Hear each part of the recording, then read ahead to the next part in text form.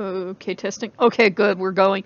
This computer's been acting up all day. And in case you guys are wondering if you've been keeping up for a while on the channel, um, the roof isn't repaired yet. We've had a lot of rain, and I suppose that's why they didn't show up this week, but also I got absolutely no call, so I'm like, you guys know I'm paranoid. I'm like, I hope they didn't take my money and run. I'm sure they'll show up. If they haven't showed up by Monday, I'm going to give them a call and say, hey, I understand we've had a lot of rain and everything, but, why didn't you at least give me a courtesy call to let me know you weren't showing up this week? Because I haven't been sleeping all week, and I think it's because, like, I'm mentally on edge from thinking that tomorrow's going to be the day they're going to show up.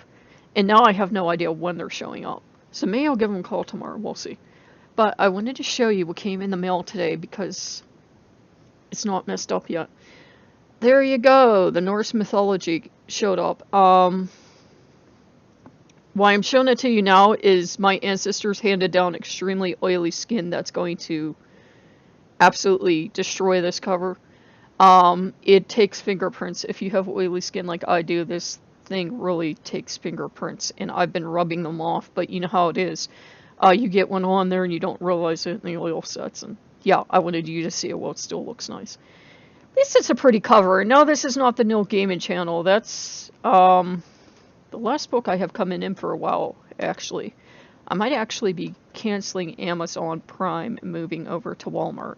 I was having shipping trouble this week because people decided to use my yard as a car repair shop, and they blocked off the road to repair their car, which was really nice of them because they didn't ask my opinion on any of this. I usually work late into the night, so I'm usually like up almost all night, and I've been up all night for like the last week or so. And you wake up in the afternoon and there are these people repairing their car, and they left their garbage in my yard, and I'm like, I'm gonna kill you people. And I have been dealing with the depression, and I'm not going back on medication because medication might experience, it exasperates things.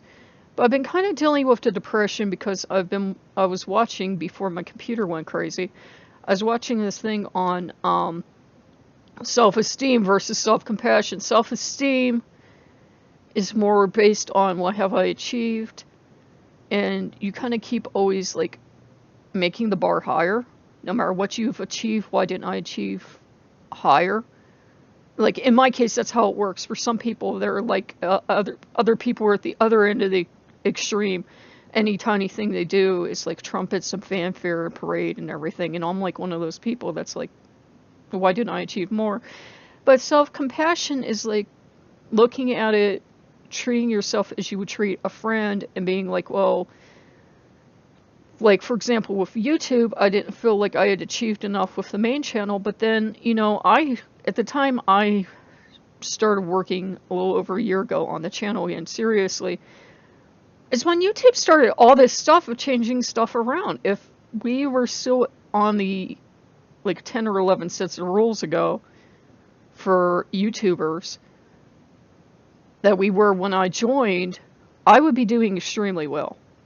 I would be like sitting here giggling, and there'd be no talk of Patreon or anything because I would be doing extremely well.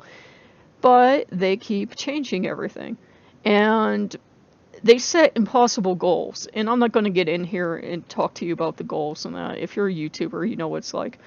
And for a while, I'm like, I can't hit any of these goals. So I felt terrible. And self-compassion is like, well, you have done all you humanly can.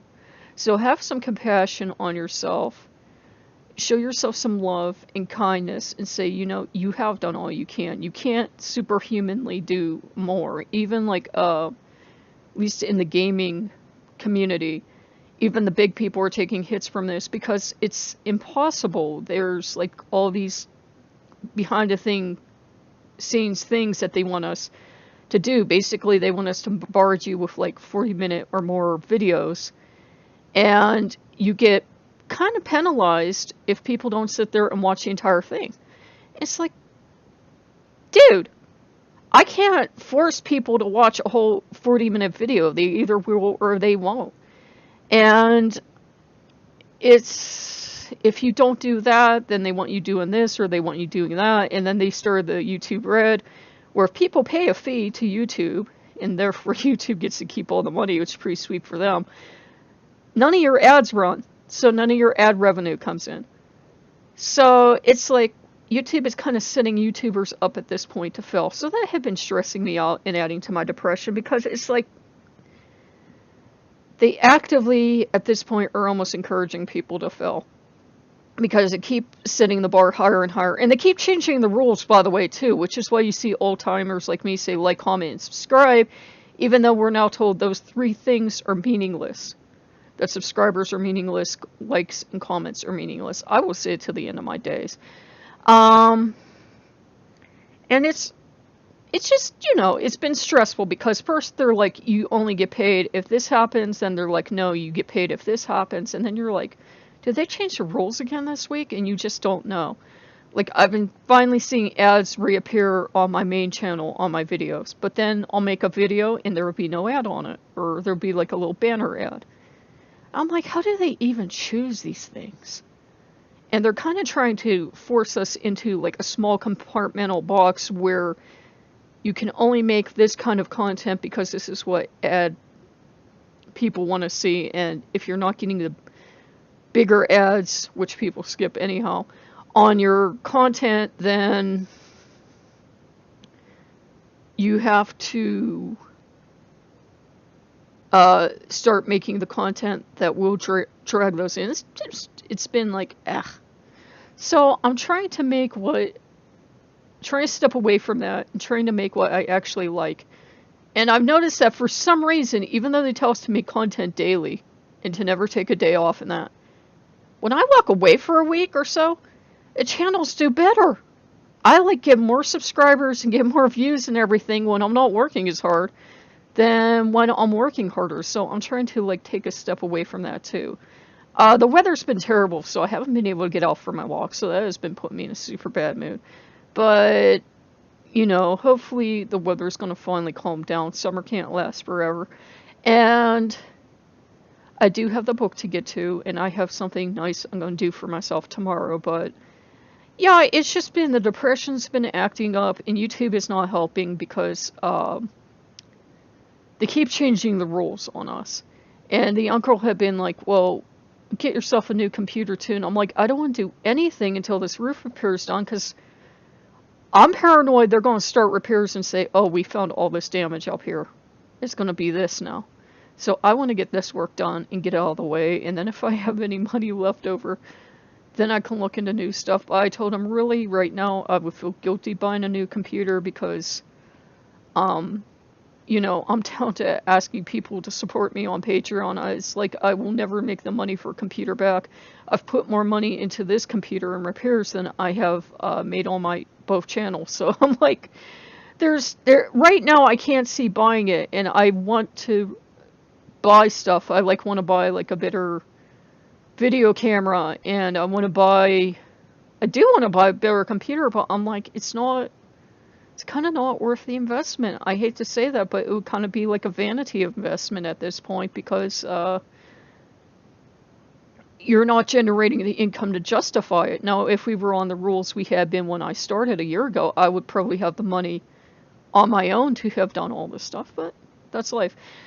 So yeah, I will be okay, guys. And yes, I am working with the gods to work through it. I'm working with Loki and company, and it'll be okay. It's just sometimes it gets rough, and I'm like, instead of making like really depressive down videos, I will just let one of the channels go for a while and walk away, because I don't like just generating out content. And I think a lot of major YouTubers as well are feeling that way right now. Like, you get to the point where you feel like you're making videos just to make videos, and you have to step back and not do it anymore because you're just so tired of YouTube setting this treadmill up for you to keep running on.